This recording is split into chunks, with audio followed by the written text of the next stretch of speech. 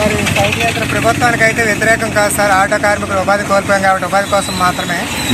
గాజువాక నుండి అమరావతి వరకు కూడా ఈ సైకిల్ యాత్ర ప్రభుత్వానికి తెలియజేయవలసిందిగా ముఖ్య ఉద్దేశంతో ఈ యాత్ర చేపట్టాను సార్. ఇది నా ఒక్కడితో సాధ్యం కాదు కాబట్టి ఆంధ్రప్రదేశ్ ఆటో యూనియన్ మరియు గాజువాక 80 ఆటో స్టాండ్లో అధ్యక్షులు బలగన్ నాయుడు గారు అలాగే రథసారథులు అందరూ మద్దతుతో కూడా ఈ సైకిల్ యాత్ర నేను ప్రారంభించడం జరిగింది సార్.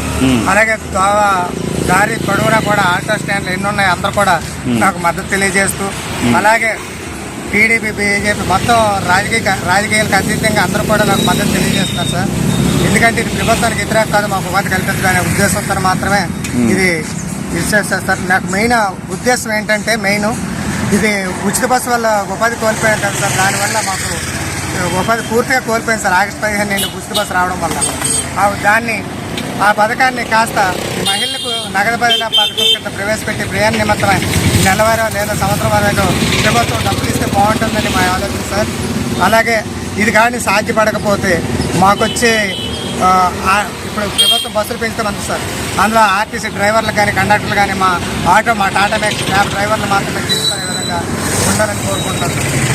ఇది ఆటో కార్మికులందరికీ న్యాయం జరిగే విధానం కూడా కాదు కాబట్టి అది ఇంకా స్వయం ఉపాధి శిక్షణ ప్రభుత్వమే కల్పించి అందరికీ స్వయంగా బతికే విధంగా బ్యాంకుల నుండి లోన్లు ఇప్పించి మాకు స్వయం ఉపాధి కల్పించేలా ప్రభుత్వాన్ని కోరడానికి నేను వెళ్తున్నాను సార్. అది కాకుండా ఇప్పుడు తక్షణమే ఉపాధి కోల్పోయాం కాబట్టి మాకు చంద్రబాబు నాయుడు దాన్ని దృష్టిలో పెట్టుకొని రేపు 1వ తేదీ దసరాకి మాకు 15,000 రూపాయలు ఇస్తామన్నాడు సార్. దానికి ఆయనకి ప్రత్యేక ధన్యవాదాలు తెలుపుతూ, సార్ ఇది ఒకటే కాదు సార్, ఇంక మాకు కొద్ది సమస్యలు ఉన్నాయి. మేము ఇప్పుడే ఇన్సూరెన్స్ కట్టుకోవాలనుకుంటే 6,500 రూపాయలు కట్టుకోవాలి సార్. దాన్ని ప్రైవేట్ వాళ్ళతో మాట్లాడి దాన్ని ఒక 3,000కి తగ్గించే విధంగా మాట్లాడితే మాకు కొద్దిగా ఉపాధి నుంచి కోల్పోయిన వాళ్ళు అవుతాం. ఇది కాకుండా మాకు ఫిట్నెస్ ఉంది సార్. మెయిన్ ఇబ్బంది కలుగుతుంది సార్. ప్రభుత్వ అధీనంలో ఉండేటప్పుడు మాకు ఇబ్బంది లేదు.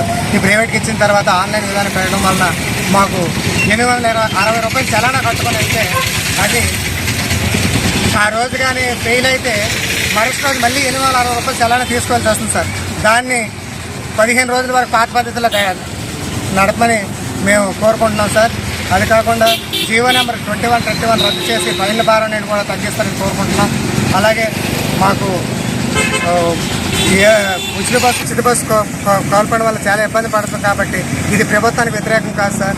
ప్రభుత్వానికి మేము ముఖ్యమంత్రి నారా చంద్రబాబు నాయుడు గారికి, డిప్యూటీ సీఎం పవన్ కళ్యాణ్ గారికి, అలాగే మన ఐటీ శాఖ మంత్రి నారా లోకేష్ గారికి, అలాగే టీడీపీ అధ్యక్షులు శ్రీ పల్లా శ్రీనివాసరావు గారికి నేను విన్నవించుకున్నది ఒకటే సార్. నేను 40 సంవత్సరాలకు పైగా రాజకీయ అనుభవంతో ఉన్న మీరు ఆ రోజు హైదరాబాద్ని హైటెక్ సిటీగా మార్చి ఎంతోమందికి ఉపాధి కల్పించారు. ఎన్నో లక్షల మంది అక్కడ బతుకుతున్నారు. అలాగే పశుధన పరిశ్రమ పేరుతో ఎన్నో కార్యక్రమాలు తీసుకొచ్చి రాష్ట్రాన్ని పురోగతి పెంచారు. ఇదే కాకుండా ఆంధ్రప్రదేశ్ రాష్ట్రం ముఖ్యంగా విడిపోయేటప్పుడు కూడా మీరు ఆంధ్రప్రదేశ్ ప్రజలు నేను ఉన్నానంటూ ఎంతోమంది ఉపాధి కల్పిస్తూనే అమరావతిని డెవలప్ చేసి ఎంతోమందికి ఉద్యోగాలు ఇవ్వాలనే మీ లక్ష్యంతో మీరు ఇలాగా మా కోసం ఎంతో శ్రమిస్తున్నారు. ఇదేక మొన్న డిఎస్సి తీసి ఎంతోమందికి ఉపాధి కల్పించిన ఉద్యోగాలు తీశారు. ఈరోజు స్త్రీశక్తి పథకం వల్ల ఒకే ఒక్క పథకం వలన మేము 6,60,000 మంది ఉపాధి కోల్పోయాం కాబట్టి మీరు దీనికోసం కూడా సానుకూలంగా స్పందిస్తారనే ఆశతో నేను గాజువాక నుండి అమరావతికి కూడా సైకిల్ యాత్ర ప్రారంభిస్తున్నాను సార్. దీన్ని మీ దృష్టికి తీసుకురావడం కోసమే నా యొక్క ఈ సంకల్పం. దయచేసి మా మనసును అర్థం చేసుకొని మీరు నాకు అనుమతి కల్పించి మా బాధలు మీతో చెప్పుకోవలసినందుకు కాస్త సహకారం అందిస్తారని ప్రభుత్వ ఒకప్పుడు పొద్దున్న 5 గంటలకు వచ్చి సాయంత్రం 7:30-8 కల్లా ఒక 600-700 సంపాదించి వెళ్ళేవారు. ఇప్పుడు ఫ్రీ బస్ వచ్చిన తర్వాత మాకు అది కూడా లేకుండా పోతుంది, పేపర్ లేకుండా పోతుంది. ఫ్రీ బస్ రద్దు చేయాలని కోరుకుంటున్నాం. ఫ్రీ బస్ రాకముందు మాకు చాలా బాగుండేదండి. కానీ ఫ్రీ బస్ వచ్చిన తర్వాత చాలా ఇబ్బందులకు గురవుతున్నాము.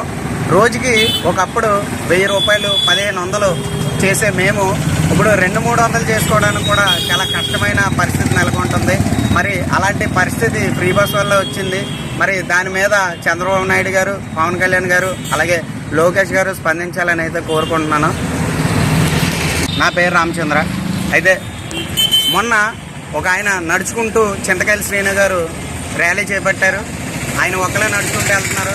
అలాగే నెక్స్ట్ మన హరేరామ్ గారు, సిరియాల హరేరామ్ గారు సైకిల్ మీద ర్యాలీ చేపట్టారు. ఇదంతా ఎవరి కోసం? మన డ్రైవర్ అన్నల కోసం. మన డ్రైవర్ అన్నలు కూడా తోటి డ్రైవర్ అన్నలు స్పందించి దీనికి సహాయ సహకారాలు అందించాలని అయితే కోరుకుంటున్నాను. పైగా ఈ ఉద్యమం ఎవరి కోసం? మన డ్రైవర్ అన్నల కోసం.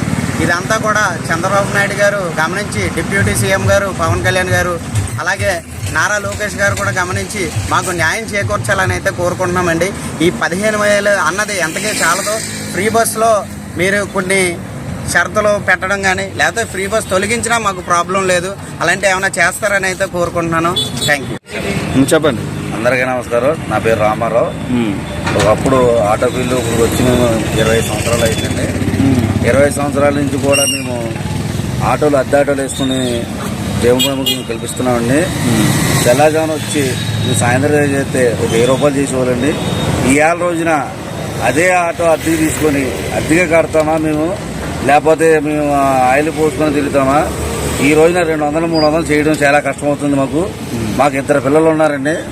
ఆ పిల్లలే పోషించుకుంటామా? ఈ ఆటో ఇవి కట్టుకుంటామా? ఎంతవరకు మేము చేసుకుంటామండి? లేకపోతే మీ గవర్నమెంట్ తరఫున చంద్రబాబు నాయుడు గారు, నారా లోకేష్ గారు, పవన్ కళ్యాణ్ గారు, లేకపోతే మాకు జీవనోపాధి కల్పించండి. ఎలాగైతే ఒకప్పుడు గవర్నమెంట్ తరఫున ప్రైవేట్ తరఫున ఇచ్చారో ఏంటి ఆటో డ్రైవర్లకి, బస్ డ్రైవర్గా మాకు ఏమైనా ఉపాధి కల్పిస్తారని మేము కోరుకుంటున్నామండి.